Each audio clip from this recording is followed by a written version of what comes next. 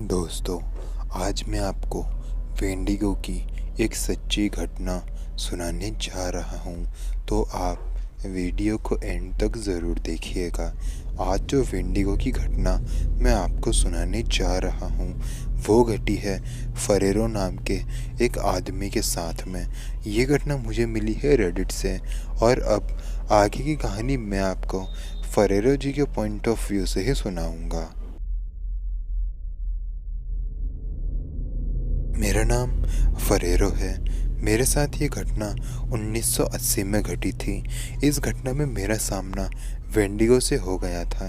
तो दरअसल हुआ ये था कि मैं 1980 में अमेरिका के एक ठंडे से इलाके में रहा करता था। वो कौन सा इलाका था वो मैं आपको नहीं बता सकता, क्योंकि इससे मुझे प्रॉब्लम हो सकती है। लेकिन मैं वहीं पर था। हमारे आसपास एक बहुत ही घना जंगल था।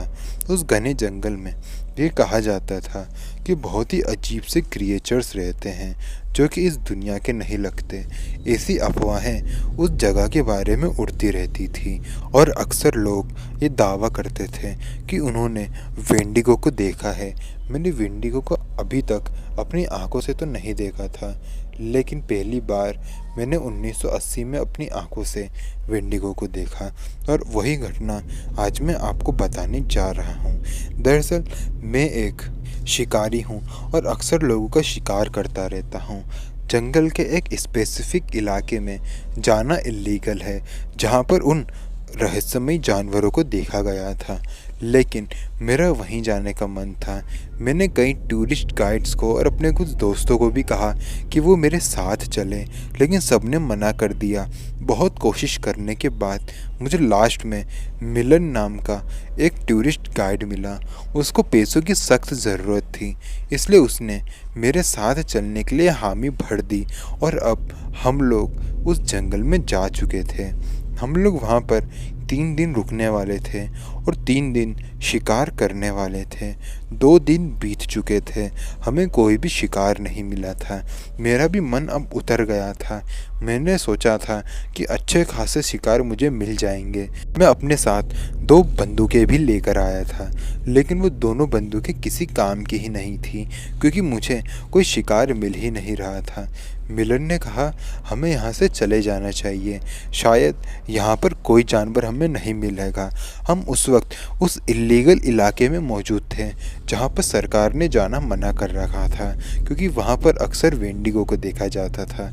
मैं इन सब चीज़ों पर यकीन नहीं करता था, इसलिए मैं उस जगह पर पहुँच गया था बिना किसी को बताए। लेकिन मैं नहीं जानता था कि मेरा सामना वेंडिगो से होने वाला है। मैंने मिलन को कहा कि हमें एक रात और रुकना चाहिए, और हो सकता है हमें यहाँ कोई शिकार मिल जाए। हमने एक रात का रुकने का फ़ैसला लिया और एक बड़े से पेड़ के नीचे अपना कैंप लगाया। रात का वक्त था। मिलन को शराब पीने की बहुत बुरी लत थी। रात होते ही वो हर रोज़ शराब पीता था। तीसरी रात थी। मैंने उस मिलन को उस वेंडिगो के बारे में पूछा कि वो कौन है, कैसा दिखता है, लेकिन मिलन इतने नशे में था कि वो मेरे सवालों का जवाब दे ही नहीं पा रहा था। फिर मैंने उसे उसी वक्त उसी हाल में छोड़ा। हम लोग कैंप फायर के पास बैठे हुए थे। मैंने उसे वहीं छोड़ा और कैंप के अंदर आ गया और सो गया। करीबन मुझे आधा घंटा ही बीता होगा, तभी मुझे एक आवाज़ सुनाई दी जो कि मेरा नाम पुकार रही थी। फरेरो। वो आवाज़ बहुत ही भारी आवाज़ लग रही थी। वो आवाज़ शुरुआत में मुझे ऐसा लगा कि शायद मिलन निकाल रहा है। मैंने कैंप के अंदर बैठे बैठे ही मिलन को आवाज़ दी, लेकिन मिलन सो चुका था और नशे की हालत में बुरी तरीके से चूर था। मैंने फिर एक बार फिर से सोने की कोशिश करी, तो एक बार फिर से मुझे वही आवाज़ सुनाई दी। फरेरो। वो आवाज़ इस बार मेरे कैंप के पीछे से आई थी। मैंने अपनी एक गन उठाई और कैंप के बाहर निकला। मैंने देखा कि कैंप के बाहर कैंप फायर के पास में मिलन सो रहा था। कैंप के पीछे गया। जब मैं कैंप के पीछे गया तो मैंने सडनली ये रियलाइज़ किया कि मेरे राइट में से कोई चीज़ बहुत तेज़ी से गुजरी है। वो एक जानवर था जिसको मैंने देख लिया था। वो बहुत तेज़ी से मेरे पास में से गुजरा था। मैंने उसके ऊपर एक राउंड फायरिंग करी। लेकिन शायद वो गोली उसे लगी नहीं। मैं उस जानवर के पीछे भाग रहा था।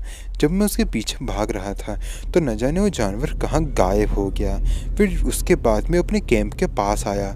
जब मैं कैंप के पास आया तो मैंने देखा कि मिलन उस कैंप में था ही नहीं, वो वहाँ से गायब हो चुका था। मुझे घबराहट हो रही थी। कैंप फायर भी धीरे धीरे बुझना शुरू हो गई थी। मैं ये सब सोच ही रहा था, इतने में ही मुझे जंगल के अंदर से मिलन की बहुत ज़ोर से चीखने की आवाज़ सुनाई दी। जैसे ही मुझे ये चीखने की आवाज़ सुनाई दी, मैं अपनी बंदूक लेकर उसी जगह पर गया जहाँ से मुझे वो चीखने की आवाज़ सुनाई दी थी। वो बहुत ही डरावनी चीखने की आवाज़ थी, जैसे मिलन ने कुछ बहुत ही ज़्यादा डरावना देख लिया हो। मैं उस आवाज़ का पीछा करते करते गया और मैंने देखा कि एक पेड़ के नीचे मिलन बैठा हुआ था। वो बहुत ज़्यादा डरा हुआ लग रहा था। मैं उसके पास गया, मैंने उससे बात करने की कोशिश करी, लेकिन वो मुझसे बात ही नहीं कर रहा था। वो बहुत ज़्यादा डर चुका था। उसकी आंखें हद से ज़्यादा खुली हुई थी। ऐसा लग रहा था कि थोड़ी और खुली तो उसकी आंखें बाहर ही आ जाएंगी। बहुत ज़्यादा डरा हुआ था वो। मैंने उसको हिलाने की भी कोशिश करी, लेकिन उसका कोई रिस्पॉन्स नहीं आया। फिर तभी मुझे उसी पेड़ के ऊपर से कुछ आवाज़ आई। जब मैंने ऊपर देखा तो मैंने देखा कि कोई चीज़ है जो कि पेड़ के ऊपर बैठी हुई है। मैं उसको क्लियरली देख नहीं पा रहा था क्योंकि वहाँ अंधेरा बहुत था, लेकिन उसकी परछाई देखकर इतना तो पता चल रहा था कि वो बहुत ही कोई लंबा और बड़ा सा जीव है। उसकी हाइट करीबन 7-8 फीट तो आराम से रही होगी। मुझे उसके पास से मांस की बहुत गंदी बदबू भी आ रही थी।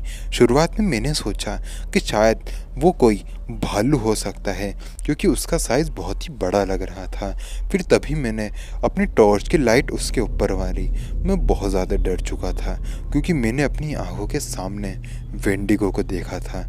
जी हाँ, वही वेंडिगो जिसकी अफवाहें अक्सर इस जंगलों से हमारे शहरों में आती थी। लोगों के डिस्क्रिप्शन के हिसाब से वो वेंडिगो ही था। उसकी पीली आंखें थी जो कि सीधा मुझे देख रही थी। उसके शरीर में से मांस टपक रहा था और उसके शरीर में से बहुत गंदी बदबू आ रही थी। उसके वो नुकीले नाखून मुझे आज तक याद है। फिर उसने बहुत ज़ोर से एक चीख मारी। मैं बहुत ज़्यादा डर गया था। वो चीख भी मुझे आज तक याद है। वो चीख सुनकर मिलन जैसे होश में आ गया था। वो मेरे पैरों को ज़ोर से पकड़ लिया और मुझसे भीख मांगने लगा कि मैं उसे बचा लूं। मेरे पास जो गन थी, मैंने उसकी सारी गोली उस वेंडिगो के ऊपर दाग दी। 6 की 6 गोली मैंने उस वेंडिगो को मारी।